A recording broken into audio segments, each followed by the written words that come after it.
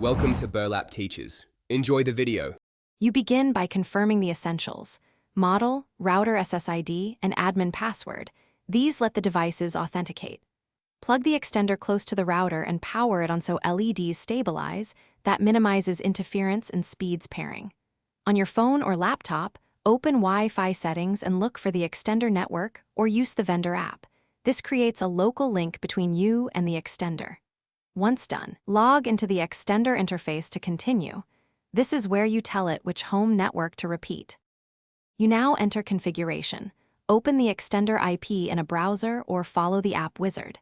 Select your router's SSID and type the exact Wi-Fi password. Accuracy matters because a wrong character blocks bridging. Choose 4 GHz for range or 5 GHz for speed, or enable both if supported. This defines coverage versus throughput. Name the extender and set a new admin password so you can manage it later. Apply settings and allow the extender to reboot. After that, it will attempt to join your router. Finish by relocating the extender to an optimal midpoint, not next to the router and not inside the dead zone.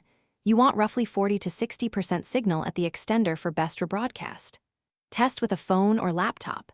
Connect, browse, and run a simple speed check to confirm improved coverage. If things fail, restart the router and extender, re-enter the Wi-Fi password exactly, or use WPS for one-button pairing. As a last resort, perform a factory reset and repeat the setup steps to clear configuration errors. Thanks for watching. Consider subscribing if this video helped you.